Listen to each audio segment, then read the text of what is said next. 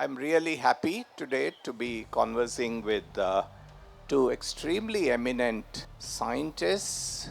There was a lot of doubt, self-doubt, agonizing, wondering, am I doing the right thing? I have to make my own identity. So, because without any aim, without any identity, you're just going here and there. That's true in India. We have about 40% of science PhDs going to women, and then 13% of the scientific workforce being women. And when I said that to someone at TIFR, he said, oh, that's because we're the best.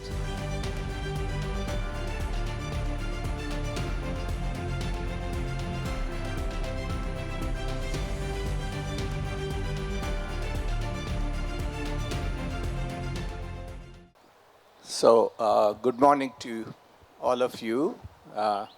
Lovely to see a big crowd here, and I'm really encouraged by that. I hope you find staying the course worth it, because there's very nice music going on elsewhere, and the attraction to get away is always there.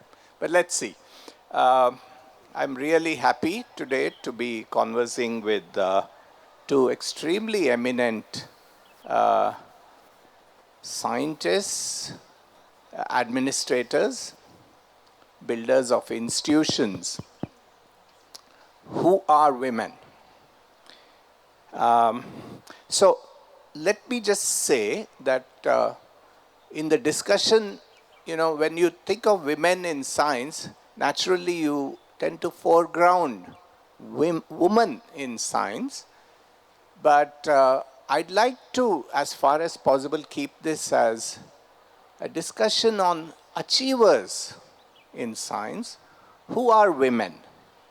Now, naturally, when the second emphasis is made, you can't really ignore issues of gender and how that intervenes in the practice of science. But I don't want to foreground that and make that as the most important thing, because I don't think it should be. We have two really outstanding individuals.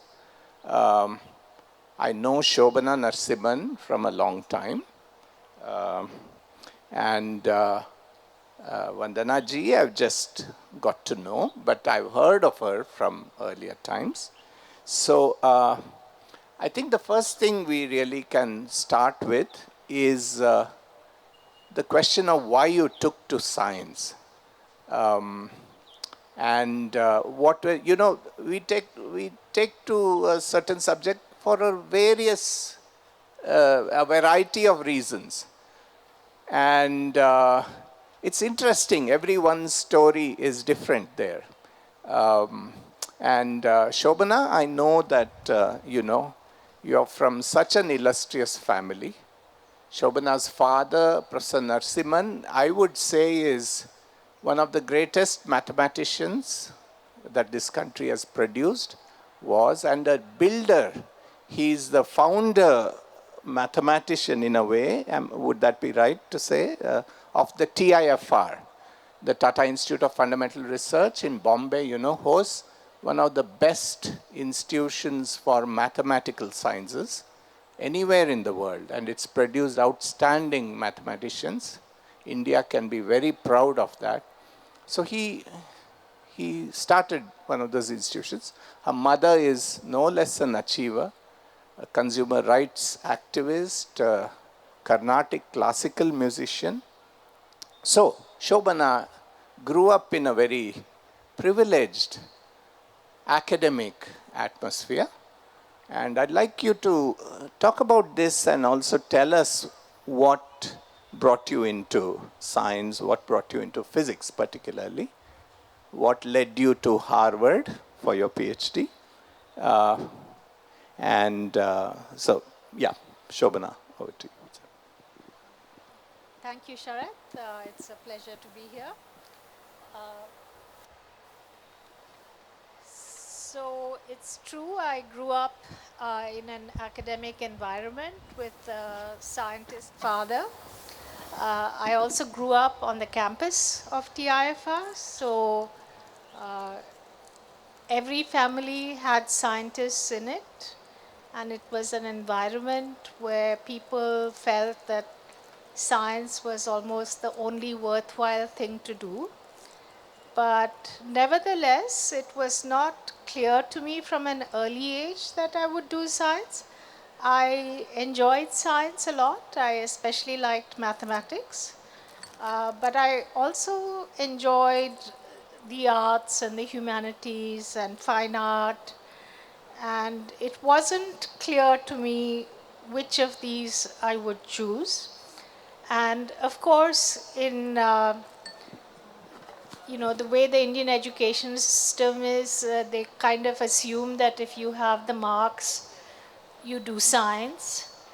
And people were shocked when they learned that it wasn't clear to me that I would choose science. And the reason I finally chose to do science for the +2 stage was I thought that it's easier to be a scientist with an interest in the arts than someone doing arts or humanities with an interest in science. And I think that's true. But then when I was in the 11th or 12th standard, that's when I discovered quantum mechanics and relativity. And I got completely enraptured, fell completely in love with physics. And after that, it was clear to me that what I wanted to do was research in physics. Uh, why Harvard? Well, I never thought I would go there. I never thought I was good enough to go there. Um, I applied to a bunch of universities for my PhD, all not quite the top, but one level down maybe. And my father asked me where I'd applied, and I told him, and he said, "Why haven't you applied to the best places?" And I said, "I don't think I'm good enough." And he said, "I think if you go abroad, you should try to go to the best. Otherwise, you might as well stay in India." So I applied just to keep him happy, and I got into many of them. And then once you get in, of course, then it becomes very tempting to go. And spent a lot of time agonizing where to go. But generally, people said Harvard is the best, and so I went. So that's my story. If you look at my career progression, it looks very driven, very systematic. I did all the right things at all the right times, but inside it wasn't always like that. There was a lot of doubt, self doubt, agonizing, wondering, am I doing the right thing? What direction should I take? But no regrets right now. Vandana ji, can you talk about your growing up and also, but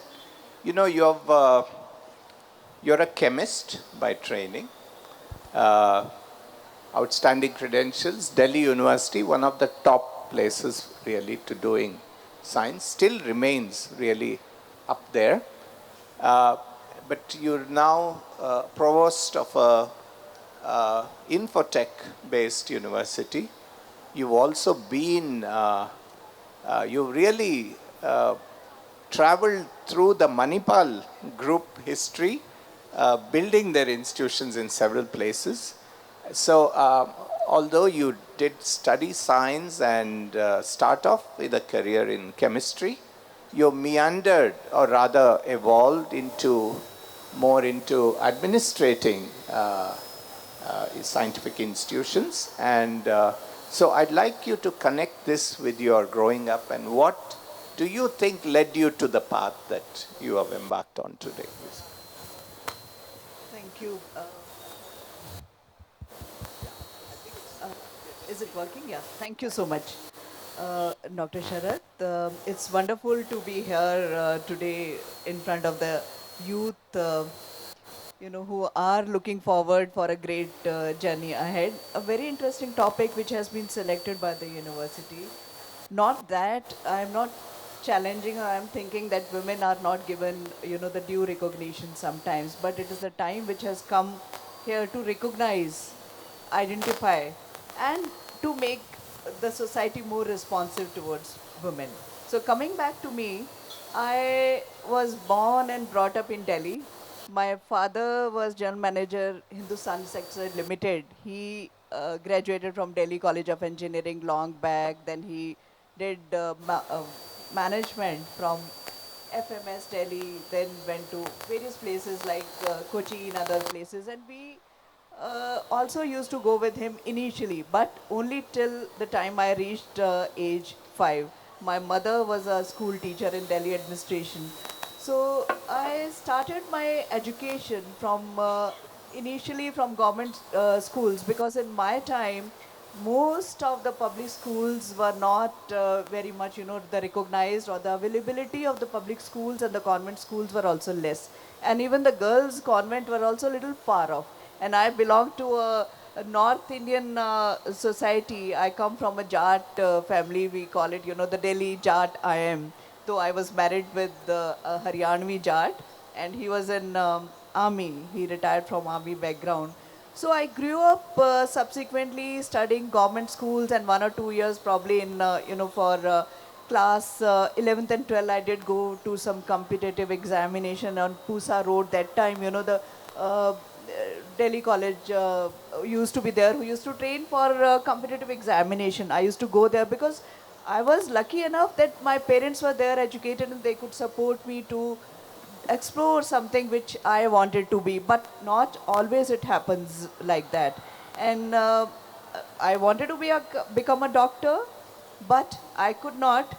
Maybe, sometimes in the interview process, I had, though, qualified for Rohtak Medical College, but in the interview process, maybe, the people who were there in the interview panel, they thought, uh, the girls' quota should be little, the limited, and I could not make it. So that remained in my head, that why I could not enter into a medical college despite of working so hard, and my parents worked so hard with me.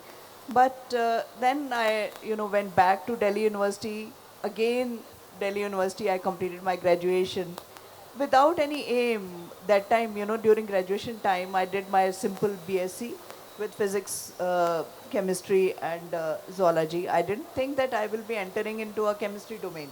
It was just because I wanted to be a doctor, but I could not because of that. So there was nothing decided by me at that particular time. I still wanted to go back to the medical profession.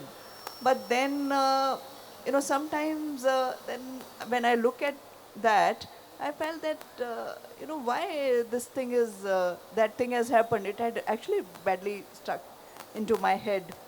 So continued, and after graduation, again, in Delhi University, I thought I will, in my time, the perspective used to be you should get a better degree so that you get married to a better person.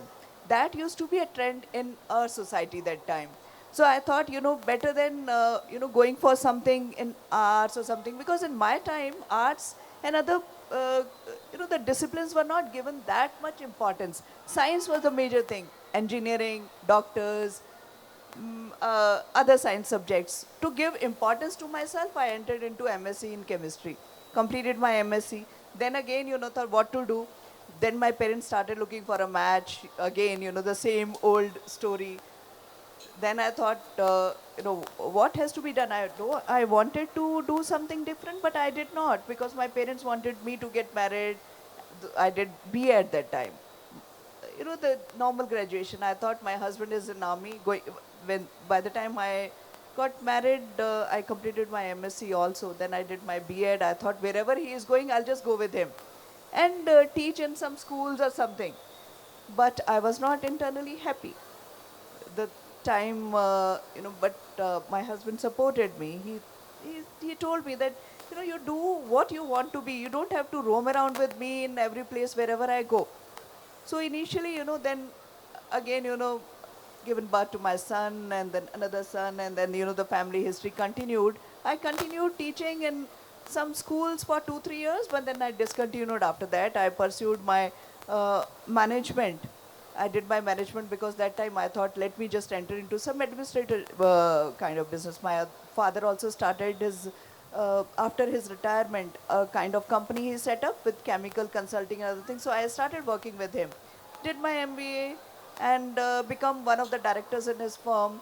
Then uh, it was a time, my children were growing up, they were in school, they also wanted father's company, and he was posted to Sikkim from Dehradun. So I thought, it is a comparatively a far off place, and the children also will be missing him. I thought of going and staying with him.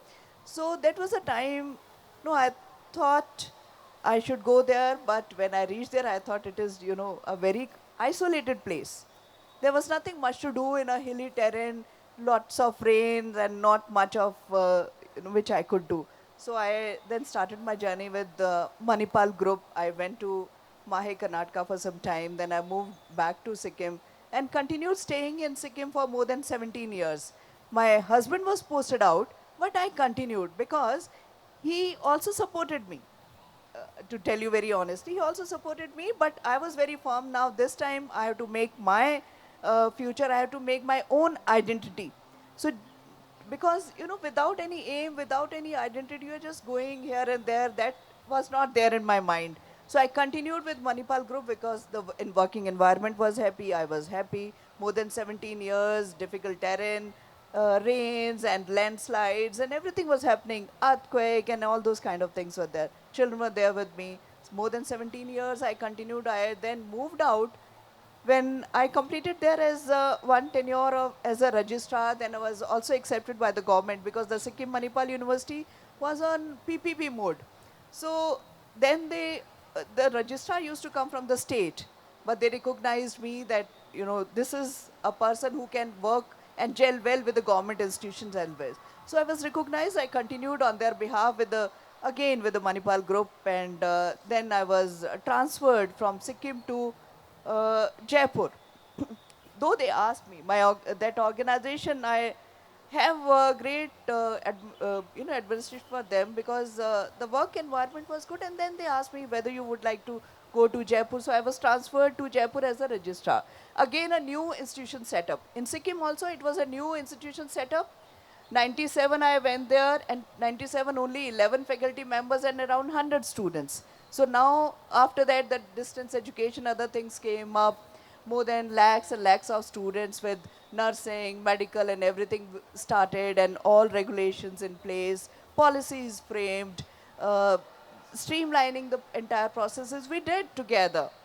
And I was happy that I could lead that university as a registrar. And again, in the Jaipur campus, it was a initial stages. So we again policy setting, established the institution with 250 students, and now they have more than 18,000 regular and distance education a lot. And then I moved to Munjal, the Hero Group University, as Dean Education Quality, because there was another challenge which had come in my personal life because of my husband's health. He was diagnosed with cancer.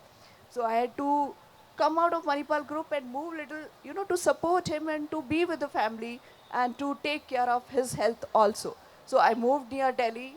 That was in just 40 kilometers away from Gurgaon. So my house was in Gurgaon. I moved to BML Munjal University, worked there for 2 years. His condition also deteriorated that time. And COVID came. During COVID, then his health and everything was got, it get created so much of tension in my head. I was finding it difficult, how to manage everything. And my husband never wanted me to leave the job. He said, you will not leave it. I will come wherever you are. So that kind of support I had, fortunately, and he wanted that. And that he told me that it is my wish. And I knew that there is something bad which is going to happen. We all knew about it. He was going under treatment in Army Hospital and R&R and other things.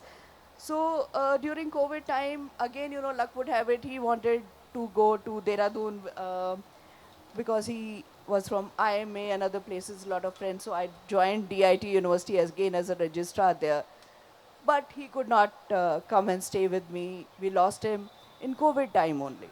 In 21, we lost him. Then I had to move back towards, the house, my house, because my children were also to get married. My house and other responsibilities were there in front of me. I was to manage, but I was made strong by giving education by my parents and with support of my husband and the army background. Half of the army thing also came into me because of the self-discipline, other things. So I then moved to NIT University. Since last almost more than 2.5 years, I am with NIT University. So during this journey, there had been lots of ups and downs, losing my own people. Sometimes, when I started my journey, my children were also, facing little kind of challenges because we want to give them best of the education because we thought, why to deprive them? And till class 10, my elder son was there in Sikkim with me. Then he went to Delhi for again taking a coaching from FITZI. Then he could not sustain without my help. Then it was comparatively a difficult time for me because of my husband staying away from the family and I stay away. Right. So that was the thing. Yeah, thank you. So you very poignantly put across, the need to, when you get married and still want to pursue a career, especially something as hard as science administration and so on. You need a partner who thinks of you as an equal, rather than saying, let me guide you around and you do what you like. And that you brought out very well. Shobhana, you did talk about, demanding excellence. And, and if you are going to go somewhere outside, go to the best. Yeah. And that seems really, so there was I don't see any hint of a gender bias there in your upbringing, because you were allowed unfettered in a way to do this. I'm not sure if this is the story that every woman would tell us, but I'd like to go to a different issue. But did you want to say something on this? No, I just wanted to say that I didn't face it at all. In my family, certainly not. My mom was a staunch feminist, in fact. Also, I went to a girls' school, and I think that plays an important role because um, we were never told in school that you can't do certain things because you're a girl. When I went to college, it was different. And when I went to IIT, it was awful. Because there were expectations of how girls should be, and girls should not be as smart as boys and things like that. But at Many, least from the many times family. they are Yeah. surprised when you do extremely well, because they don't expect you to be doing well. Yeah. Yeah. So, yeah, I hope this is changing in these times, but I'm not sure. I'm not sure Yeah, it's changed enough. No, this is a Yeah. very important issue. Maybe we should talk about Yeah. it later. Let's come to issues of science advocacy, which right now Shobhana has been extremely deeply involved actually in the role of women in science, and she's also on various international committees, if I'm not mistaken. She's also a fellow of the, an honorary member of the American Association for the Advancement of Science and Arts. Is that right? Yeah. American Academy of Arts and Sciences. Arts and Sciences, okay. The emphasis is on arts and sciences. And that is for her role in promoting active women's participation. One thing though is when women choose careers in science, I've found that the receptivity, that is where you choose your career matters a lot. What I mean to say is, since I'm also working in a state public university, the kind of environment, the culture is much more localized in the sense that it's strongly related to the region, and that comes with a certain baggage. Whereas if you go, say, to a national institute or a more all India admission kind of situation, you get into an environment which is slightly different. That is one thing. There's also the economic divide. These days, if you see a lot of children who come to state public universities, especially the ones who take up pure sciences, are from an extremely poor background. That brings in different tensions into the public space, and I'd like both of you to talk about whether you see any differences in the kind of attitude to women, both in the employment as well as students. For one thing, I can say in Kuvempu University, where I am vice chancellor, it's women dominated. But I don't think it's women dominated because women are, coming into careers and want to go ahead and achieve. It's more an economic reason. It's because in poorer families, if there's a boy and a girl, they would rather pay the extra money for the boy to go and get educated far away than for the girl. They would send the girl to the local university to get a degree. And although that is the case, we do get surprisingly extremely ambitious and talented women. So I think we should be casting the net much wider. But there is a difference in my perception in the kind of institution which a woman goes to. And I'd like both your comments on this issue, whether you think that's the case or whether you think that there's more to it than meets the eye.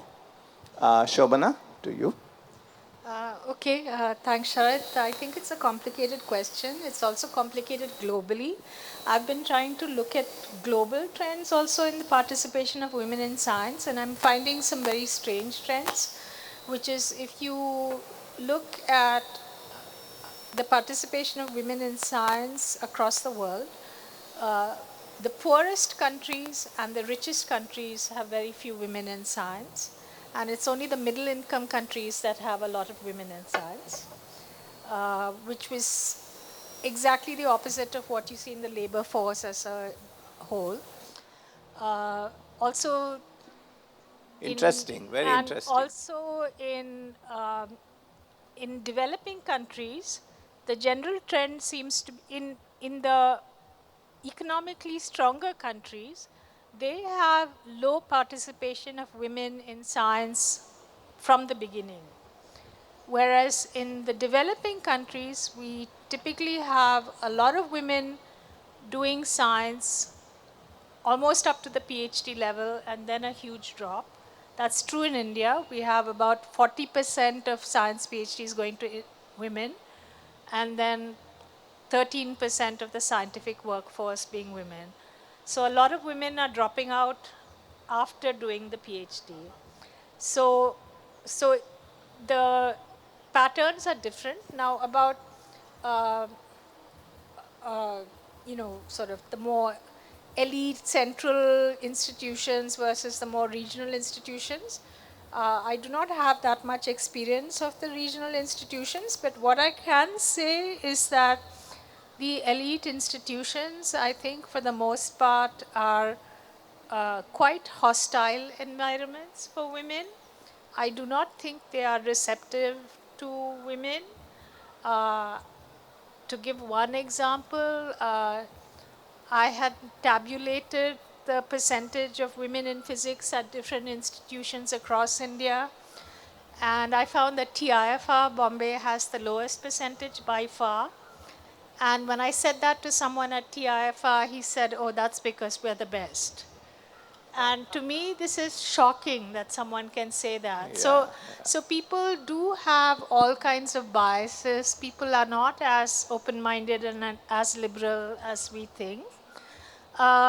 Many of my students, both male and female, are from very economically disadvantaged backgrounds. Now, this has advantages and disadvantages. I think science for them is a way to for upward mobility. Um, And in some ways, science is fairly egalitarian in the sense, I think, I don't know, this may be a controversial statement, but I think if you are good in general, people do not look at your background, uh, which may not be true in other fields. On the other hand, for example, there's a lot of pressure to earn well and soon. And if you're in scientific research, it takes a very, very long time before you get a permanent job because you have to do a master's, then a PhD, then postdocs, then, it takes a long time. And these families cannot wait so long for people to start getting a permanent job. And this causes a problem. Also, sometimes, especially for girls, often they go abroad either during their PhD or for the postdoc, and families are very reluctant to allow them to go abroad. Vandana ji, would you like to say a few things about this? Yeah. Have you found some marked differences in, because you've also been in Manipal establishment, you started off at DU and later you moved to private sector. So would you like to share some observations that you've had on the receptivity to women both as students and as careerists in faculty, administrators, whatever? Yeah. That's a great question, Professor Sharath. In fact, we understand, though we recognize the importance of women in science and in policies and other things, but how much still the work is getting recognized or identified, that is questionable globally. Now, when we talk about the scientists who have been Nobel laureate like Madame Curie or the other person who did well, Kalpana Chawla, etc. But how many of them, if we compare the statistics and if we compare the structure formula, how many women are there at the top? If we talk about the leadership in all the organizations, though it has we also recognize this problem. When I was in Manipal and in DU, when DU in my class, I think only in my post graduation 30 students were there and only 4 girls. And there was we can say that there is a leaky pipeline phenomenon. Even that is also being existing now. There are girls representation more in the undergraduate programs, but where the girls are going after completing the undergraduation program, whether it is public institutions or it is a private institution, the number, if you compare statistically, it is going down from undergraduate to postgraduate, then PhD, then postdoctoral. So it is a time to recognize and do some corrective measures. Until and unless, we say that we try to do something at institutional level, we have that gender equity policy, we get the gender audit done regularly. But after having that gender audit done, what can we do about it? We also need, we should understand that there is a social awareness and a social campaign which has to be which has to be started by government level, like Beti Bachao and other the campaign like this. Something should come up for women, lifting up also. So that is, I think, is better.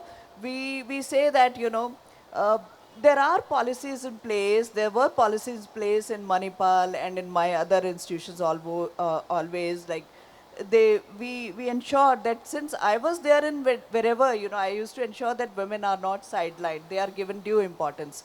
But there are certain corrections which are to be done at senior level or at the state level or at the central government level. We should have the entry to the system. Suppose a woman is leaving the organization because of some family commitments. We understand, we all understand, they have to take care that there is a childbirth, there is a caregiver or something to be done by the women. Socially, it is understandable. We should also understand the problems which they are undergoing, and we should allow them to re-enter into the institution. Right. Yeah, I think both of you in some way are underscoring the fact that one, that our institutions need to be peopled by more women, because advocacy for primacy for, women's rights and so on can't come when it's a male-dominated sphere. All said and done, this will be about the other. So I think, we need more numbers, that's for sure.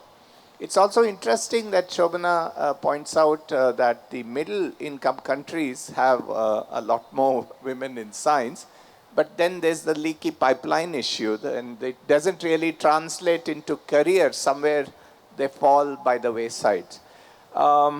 This leads me actually to issues between of gender, women scientists, women activists in particular, and the establishment. Traditionally, if you look at the history of science, scientists have generally been very pro-establishment. Not least of which the reasons is you also are dependent. A lot of science is, research is dependent on government largesse, or these days private entities that fund research in science. But as a result, sometimes, especially when it comes to the environment, many policies that lead to mega development are inimical to the environment, to sustainability, and so on. And it's not, to me at least, coincidental that a lot of women, even from the sciences, people like Vandana Shiva and others, have taken the lead in such environmental movements. Medha Patkar, I'm not sure if she comes from a science background, but so there is something to be said about them being women and strongly fighting, for people's rights, livelihood rights, against mega projects, and so on. So, is there something that you, both of you, think has to do with being a woman and relating your experiences to advocating saving the environment, and often also protests where big projects are brought to at least a temporary stall from going ahead if they are harmful to the people. So I want Shobhana to talk about this, and Vandana ji also, please. Maybe you go first. You go first. Would you like to go first? Yeah. No? You want me to Shobhana, go? are you Okay. refraining? Okay. Or, okay. So this is not an area of expertise for me. I'm in general uncomfortable with making statements that say women are better at this and men are better at that. It is, of course, tempting to say women have a stronger moral sense and greater moral authority, but I'm not comfortable with that. Yeah. I think it is within the scientific establishment, it is harder for women to protest than for men to protest, because I think women are not taken as seriously. They are seen as shrill, hysterical. I mean, that has always been true of women historically everywhere. Uh, even, the way people talk about people like Vandana Shiva and Medha Patkar, it's often very sexist, the language they use to describe them. And I think it's like, they don't take it very seriously. Like my activism or my ideas about women in science, I think to most of my colleagues, it's some kind of, idiosyncrasy I have. I don't think it is respected. Vandana ji? Yeah. So, Professor Sharath, I would like to say that, you know, in the policies, if we talk about, whenever we are making any changes or whenever we are drafting any policy, we have to understand, we have to include women, because without inclusion of the women, the policy making and the implementation part will be incomplete. There has to be a complete representation, because I think there is a study which has been done, like cognizant this thing data says that there is multiple variant available when women are included in any kind of you get to have more of the ethics, the more of the acceptable policy in place, because they understand multiple variant, and then they can decide. The decision making of women is something different. They can understand the society better, they can understand various parameters, as far as child, some senior, middle level, everything becomes better if they are there as the clinical trial. And what we have seen is, most of the policy making, when we do it, we miss the important aspect of including giving equity to the women. It's not about, the recognizing women. When we make the policy, we say it as, generally, what people say, they say it is a gender neutral. No, it should not be gender neutral. It has to be gender sensitive. We have to be gender sensitive, and then accordingly we have to act. Quite true. So, Shobhana, I'm not trying to essentialize in the sense that, oh, women somehow are inherently more sensitive. That's not what I'm saying. What I'm trying to say, even because of the socializing, their interactions, something about the social milieu in which women are makes them talk about these differently. This is actually going to lead me to the last question, which I think is a slightly more difficult question, but this is often voiced in very loose ways and in different contexts. And here I'd like to refer to a feminist science theorist called Donna Haraway. When talking about objective knowledge, she says that there's something called a God trick. And when she refers to the God trick, what she means is that objective knowledge is achieved from a disembodied viewpoint. That is to say, who creates this should not matter, what context in which it was created should not matter. Finally, science achieves some kind of universality in its conception, perhaps not in its practice. They wouldn't go so far as to say that, but certainly it's the same science everywhere. Donna Haraway is in a way questioning this when she says that in fact all knowledge is situated. It is situated in the sense that the kind of questions that themselves that you seek to ask, to interrogate, are closely related to the culture in which you grew up, the kind of importance, the cosmologies that you grew up with, that led you to ask these certain questions. So, knowledge is situated and not embodied.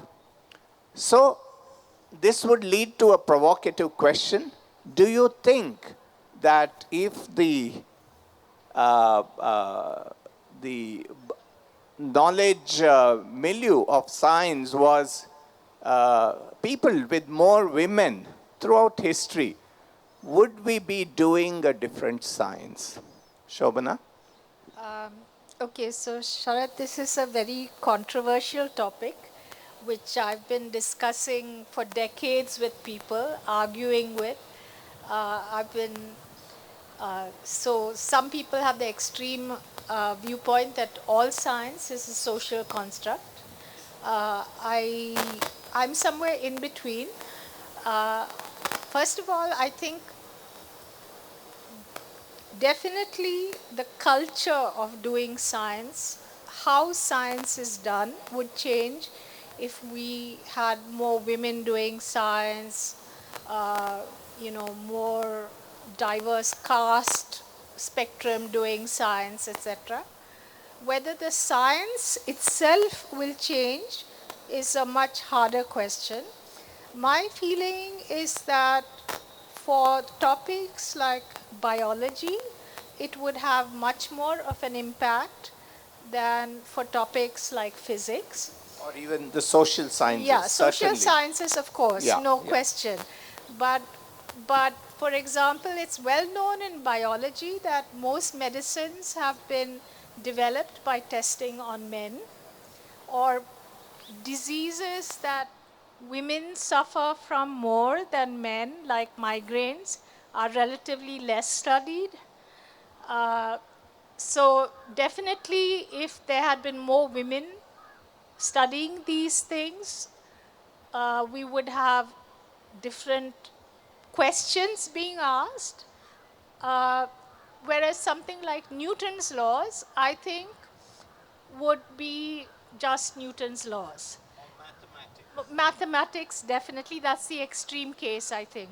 But for example, paradigms that we apply to understand processes in science. For example, evolution. How does evolution work? I have read that survival of the fittest, which is seen as something that evolution progresses by competition and conflict in some sense, is a very male viewpoint, whereas female evolutionary theories are more about cooperation. This is And exactly yeah, what Sandra Harding yeah. talks about when she that the narratives themselves that you form of certain scientific phenomena are so gender dependent. And that's very interesting that you said. Please. In physics, I have read, so now relativity, of course, special relativity was developed by Einstein, but there's some controversy about how much contribution was made by his first wife, which was Mileva Maric. And I have seen some people argue that relativity, by its very nature, because it's sort of relativistic in the colloquial sense, is a more feminine theory, because, and therefore she must have contributed. That I don't subscribe to that view. So I think there's a whole spectrum, but I think it's an interesting thing to think about. Your comments, Vandana? So here, I would like to go back to the history because it is, I think it is much more appropriate for us to go back to our history to Vedic era when, the women, there was no demarcation, there was no nothing like women will be doing this or that, because in Vedic era, there were Rishikas, there were Mantradasas, and Lopamudra, you must have read about her. Lopamudra gave so much insights about, the social psychology. She ascetic renunciation that was given She was by from the Buddhist yeah, from the Buddhist time, time. Vedic era time. Maybe 1500 BC to something around that time. And then we can remember Gosha, and Gosha gave the divine physician, a kind of the Ashwins they call it.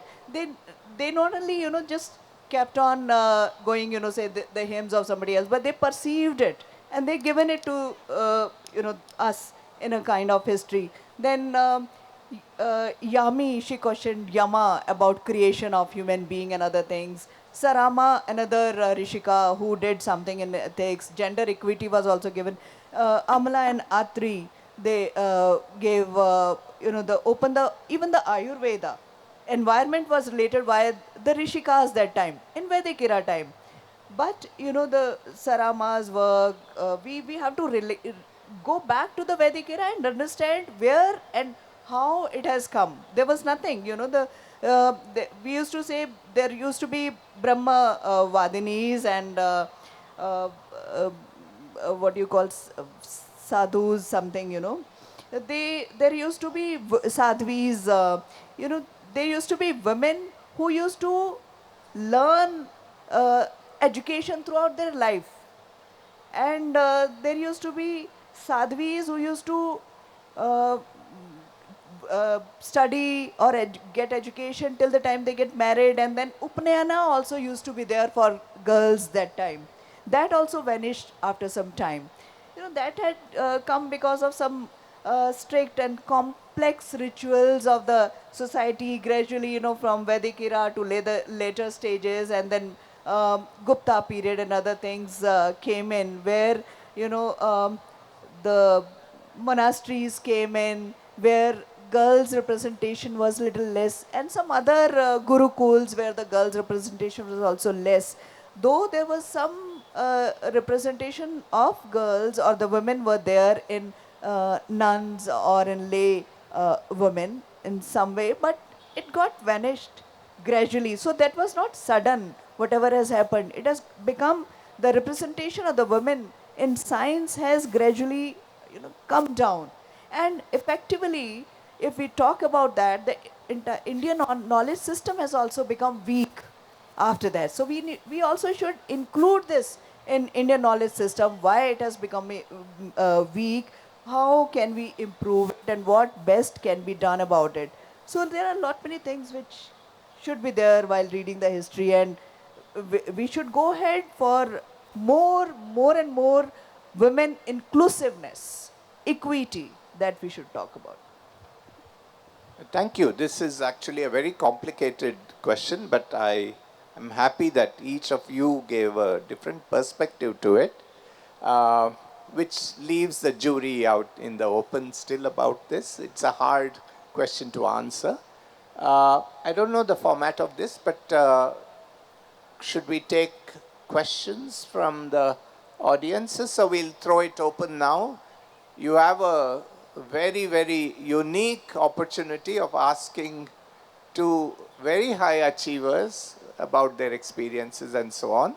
So please feel free to interact with them, ask them anything you like, and especially I see a lot of women in the audiences, and so let's open this to the audience. Thank you.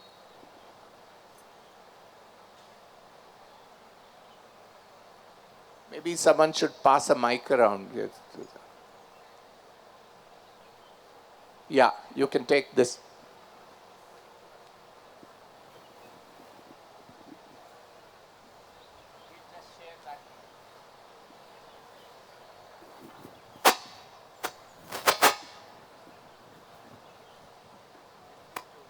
Thank you for this amazing lecture. I have a question to all three of you. Sorry, I have a question to all three of you because all three of you are from basic science background. So I want to ask, can you throw some light on the importance of studying basic science in today's world? Thank you.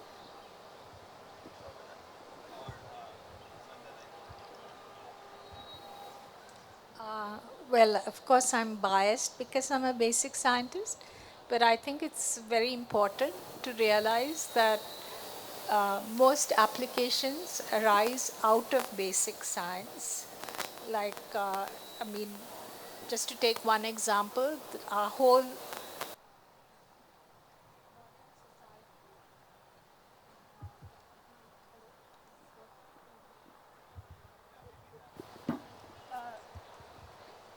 modern society is based, on computers and um mobile phones, etc. They're all based on semiconductor chips, the transistor, etc., which all grew out of basic physics studies. So many things, if you want really revolutionary ideas, developments, like X-rays, for example, if you were going on trying to find a better way of imaging the body, you would it's very unlikely people would have developed X-rays. It was because they were studying, uh, sort of subatomic physics that they found X-rays, and it changed medicine. And so I think it's very important that you have to uh, You, of course, need applied science also, but I think you have to keep at the same time progress going in basic science. Okay. So this question is very dear to me. Science, basic sciences is mother of all the sciences. We should understand when we look at ourselves, what is there inside us. It is all science. And we look around in the environment, it is all science. Just look what is there in the environment, even in the air, even in the even water, in plants. Everything is science. And basic sciences, it is mother of all, everything. So it has to be studied. Without that, there is nothing. I'd like to answer this. It's a very important question in two ways. One is, I would say that not only the basic sciences, but also the applied sciences need to be studied with as much importance, but with a caveat, with a firm grounding in the fundamentals, in the basics. So, yes, it takes us back to the basic sciences. But I'd like to really talk about the role of AI today. And I dare say that the basic sciences are still going to survive AI because, after all, if you look at notwithstanding generative AI, science is a very, it's a large part of it is empirical. You know, you have to go and look at phenomena out there. You have to peer under a microscope. You have to visit upon undiscovered species, you know, and so on and so forth. So there's always going to be a role for experiment and investigative things. No AI system, I feel, can replace that. Secondly, I think unless you are strong in the fundamentals, unless you have a firm grounding of the basics, how are you going to be an evaluator of AI? When the AI system gives you an answer, you got to know if that answer is right or wrong. You know, so I think this whole fear that AI is going to overtake everything, so everything's going to become redundant, is completely not true. We will be going back to the basics. We will be reaffirming the basics. In fact, it's also interesting that some of the schools in Denmark and Norway and so on have gone back to traditional learning. They've even gone away from digital and gone back to textbooks and reading and writing. There's a good reason for that. It's also to develop your cognitive abilities. Just as an athlete exercises and has to keep her muscles taut and strong, we need to have this taut and strong. And certainly, I think basic sciences are, in fact, going to do better over the years. Thank you.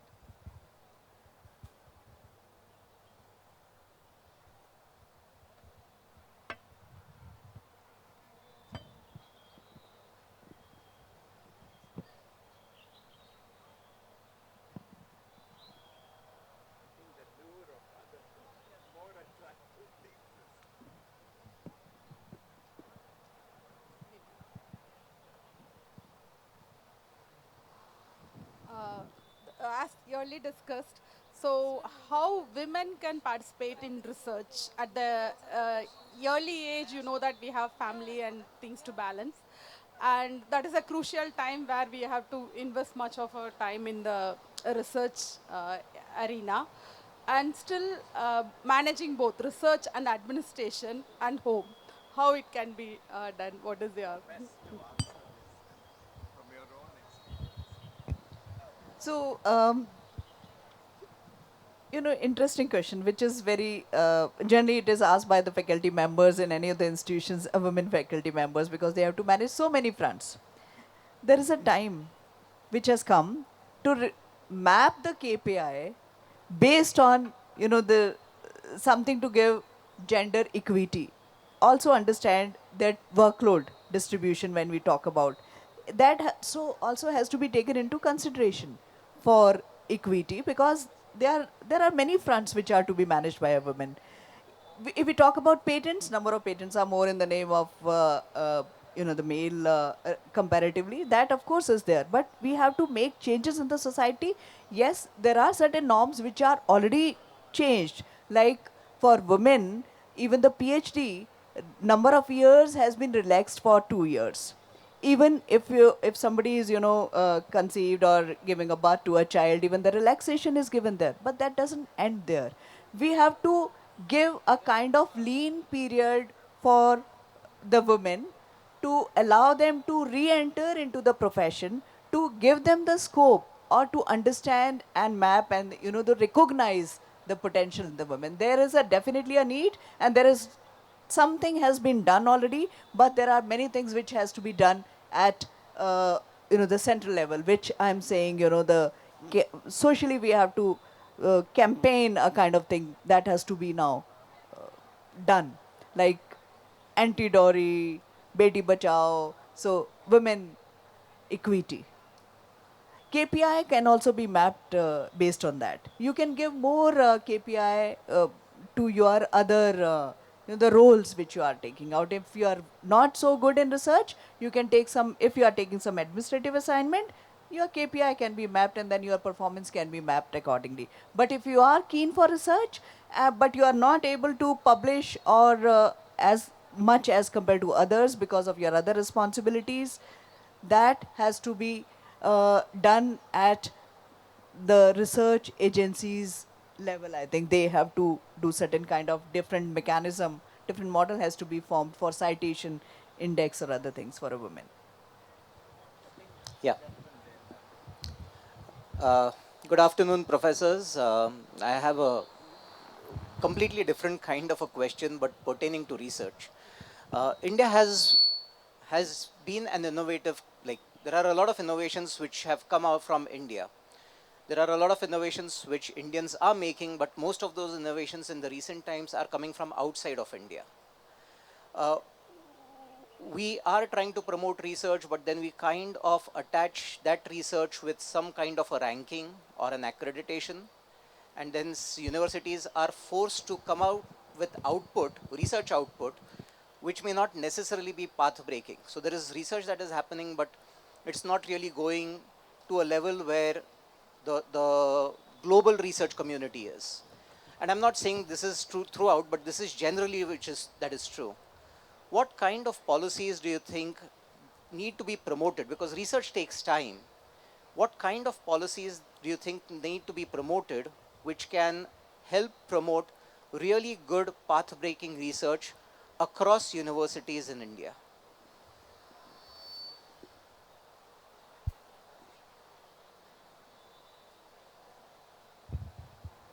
See, this particular thing, the question which you have asked is not cannot be answered in a day, like what can be achieved in such a short span of time. If you are talking about global kind of recognition as far as research is concerned, they started their research journey long back, and now they have reached a stage where they have increased the number of publication, number of citations, number of other projects or proposals or consultancy.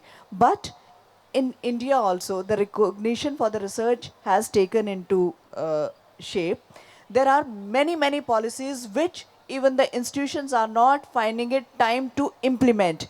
There will be definitely a time which is required to implement each and every aspect of the policies. There are policies, I'm sure, because I have seen those policies, not all the clause and not all the provisions in the policies are understood by the researchers as of now. The kind of facilities which are there, ANRF and other, so many things have come up. Startup India, hackathons, so many activities which you have seen in the last few years which were not there before. So let them find their own space, the place. It will shape up. The recognition is also getting now done. Everybody is able to make up, why we say that that particular institution is good in research, because they started working early. The priorities of even the institutions are different. There are institutions who work or focus more for teaching. There are institutions who work only for the research. There are institutions who work for both research as well as teaching. So everything will depend on that. But nothing is going to change. Like today, I'm thinking this policy change has come, and tomorrow I expect some change. There is definitely a time which is required to absorb or optionalize that policy and to implement and see the results. It is surely going to come up. You see the statistics, even the last few years. I'm sure you will be happy to know the number of research publication in India has increased, the number of research publications in basic sciences have increased, the number of proposals which are getting sanctioned, even in the private institutions have increased, even the government policies have given provisions which were not there earlier. Like there were institutions who were not given the funding, saying that you are not a public university or not recognized under 12B. That recognition is now getting it. They are getting recognition. So it will definitely come in limelight very soon. But there are many things which are already there. But we have to go through those policies, and we have to give the time to all those stakeholders to implement and to operationalize those policies. Okay, so my view is a little more pessimistic than Vandana's.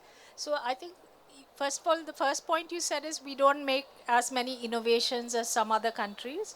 I think, first of all, the main reason for that is we put much less money into it. We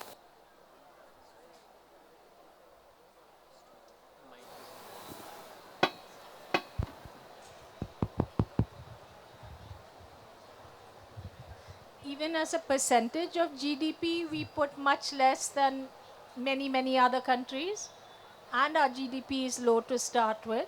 So we put very little money. Then, so I think that's the first thing. The second thing is, I think this emphasis now on number of publications and number of citations is completely crazy. Number of publications does not necessarily indicate excellence in science. Many colleges and universities have rules that you have to publish 5 papers per year regardless of what resources you have, etc. And I think all this just means a lot of junk papers get published. I mean, this is sounding nasty, but I think it's true. I think it's true there's a huge increase in number of publications from India, but a lot of it is not very good science that is being published. And AI has made that worse, I think, everywhere in the world, but including India. And the third thing is, I think something like what you mentioned about across institutions. Unfortunately, I think ANRF has sort of lost its way, because when it was initially postulated, it was meant specifically to promote research excellence in the universities. But what it has now become is just yet another funding agency. And if you see where its grants go, they go again largely to the centrally established research institutes. And so it has not kept its original mandate. So I think these are things that are problems. And unless these are fixed, I don't see the situation changing very soon. Thank you, Shobhana. You actually took the words out of my mouth. Here, I'd like to add to her that there's no point in trying to jump the gun. We are so keen to say we have arrived. Look at the Galgotia incident. It's an embarrassment. So one is, somewhere ethics and integrity has been completely abandoned in this race. But that said, there's also, we aren't putting our money where our mouth is. Less than 0.6% of the GDP on research. Come on. I mean, a small country like Israel spends 5%. Korea and others spend upwards of 2 to 3%. We talk about quantum technologies and so on.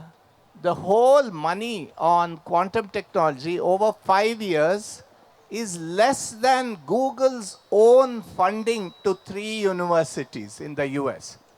Where are we going to compete? Then the second thing is, strongly agree with Shobhana. ANRF, we all saw as a wonderful thing because it would centralize the funding scheme and so on. But what it has landed up doing is to all but stifle the state universities. The UGC at least used to give 15, 20 lakhs, 30 lakhs. So bad science would be spread over the country, you know. And in that whole publication thing, some good work used to come out. Today it's almost all, concentrated into a few institutions who are getting way too much money. They don't know what to do with it. And this, I think, is very unhealthy. The third thing is, unless, we need a pool of talent. There's not enough people in science. But how do you do that? You have to focus on all the universities. You can't just, say, okay, now let's focus on the elite ones. The other universities are doing the job of supplying the woman power, the manpower to these elite institutions. So, some focus on improving research there, improving pedagogy there. You have to train for the sciences. You need good teachers. See, China did this. We love to criticize China, but China, in the 70s, India published more papers than China. Something happened in 2 decades, Shobhana. Something happened. They put, one is they invested, two is they focused on their training. They brought back talent from the United States. They gave them what they wanted. They gave them an unfettered hand. And look at what they're doing today. So I think we should first, with humility, look at, where we are really going wrong. And I'm sure we will improve. But right now, to say we have achieved everything is all too dangerous. Thank you.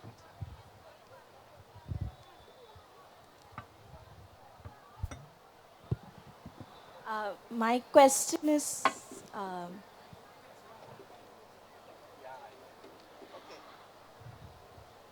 We'll take one last question and then we'll wind up. my question is, if you see, you're talking about bias in science, where higher education there's a lot of bias. However, it is my observation that even after that, when people go for research, let's say related to diseases, they focus more on the male anatomy rather than the female anatomy.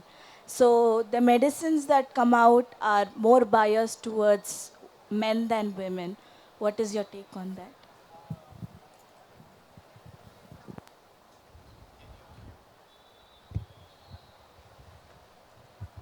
That's exactly, I mean, we need to have women representation in clinical trials to make the medicines and other practices more effective. If we see the structural this thing, even there also the women representation is required. Biases are to be removed. The policies are to be gender equity, rather than keeping it neutral, or rather being silent, or giving, it's not only going to end by having kind of sessions. These kind of sessions are required to create awareness among all of us, that yes, there is a time we have to identify, we have to recognize the potential, and we have to give them without any biases, we have to move on. So that's what. No, I agree completely with Vandana. I also said that earlier, maybe you missed it, that most, not only are medicines only tested on women, on men primarily, but also diseases that women suffer from more than men suffer are not worked on as much. And, even products that women use, like, I don't know, sanitary napkins or something, there's very little research done on them, considering that, 50% of people use them. If men use them, I think the technology would have advanced much more.